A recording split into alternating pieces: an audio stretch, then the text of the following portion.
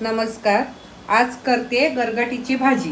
कोकणात ह्याला गरगट म्हणतात, पण शहरात ह्याला आळू म्हणतात.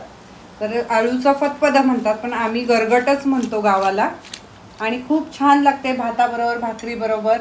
तर ही पहिले ह्याचे दांडे असतात ना, ते सोलून पानं आणि हे बारीक चिरून घेतले, पण मी अशी पाण्यात टाकून ठेवले आणि हाताला खाजवते म्हणून मी अशी चमच्याने ढवळते.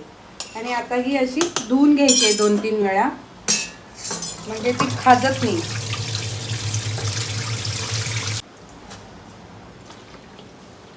अशी सगळी धुवून स्वच्छ एक चाळणीत काढून घ्यायची.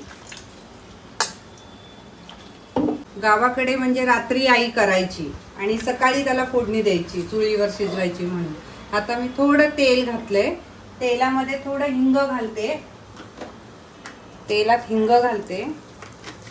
आता ह्याच्यात आळूची भाजी घालते.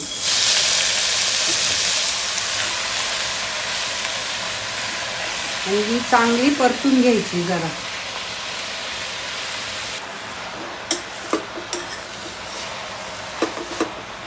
ही लगेचच खाली बसते, म्हणजे ही जास्त खाजवत नाही. अशी थोड्याशा तेलावर आधी परतली ना,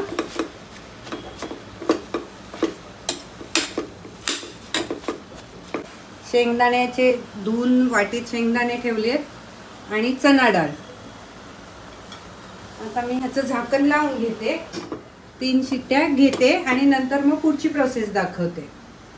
मगाशी मी गरगटीची भाजी शिजायला लावलेली. आता मस्त 3 शिट्ट्या देऊन ती शिजली आहे. शेंगदाणे आणि चण्याची डाळ. आता ह्याच्यात चमचाभर चण्याच्या डाळीचं पीठ टाकते आणि भाजी मस्त रवीने सारखी करून घेते. आता ही अशी सारखी करून घ्यायची. ह्याच्यात जर पाणी जास्त असेल, मी शिजायला पाणी टाकलंच नव्हतं कारण त्याला पाणी खूप सुटतं, जास्त पाणी टाकायचंच नाही. आणि जर तरीही पाणी जास्त असेल तर काढून घ्यायचं, अगदी थोडासा पाणी टाकायचं. मी तर टाकलं नव्हता तरी पण मस्त ती शिजली आहे त्या ह्याच्यात. हे बघा अशी मिळून आली ती मस्त. हे बघा अशा प्रकारे छान मी डाळीचं पीठ त्याला लावून घेतलंय. आता हे शेंगदाणे शिजलेले त्याच्यात घालते. आधी नाही घातली चण्याची डाळ कारण मग ती त्याच्यात मिक्स होऊन जाते, म्हणून नंतर घातली. आता ह्याला मस्त वरून चरचरीत लसणाची फोडणी देऊया. फोडणीसाठी मी एक कढई घेतले छोटी, त्याच्यात तेल टाकले. तेल चांगलं तापलं की त्यात मोहरी घालायची. मी ह्याच्यात मिरची घालते. आता मी साधी तुम्हाला कोकणी पद्धतीत आमच्या गावाला बनवतात तशी गरगटीची भाजी दाखवली. पुढच्या व्हिडिओमध्ये मी गोड आंबट भाजी दाखवेल, मुंबईला बनवतात तशी. माझी आई बनवायची तशीच, तिच्याकडूनच शिकली आहे.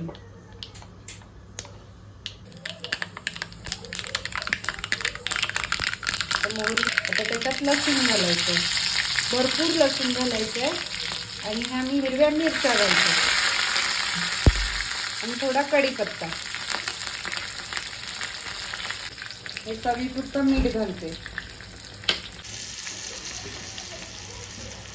आपली लसूण छान कढली आहे. आता त्याच्यात हिंग घालायचा. मगाशी थोडा हिंग घातलाय, आता थोडासा हिंग घालायचा आणि थोडी अर्धा चमचा हळद.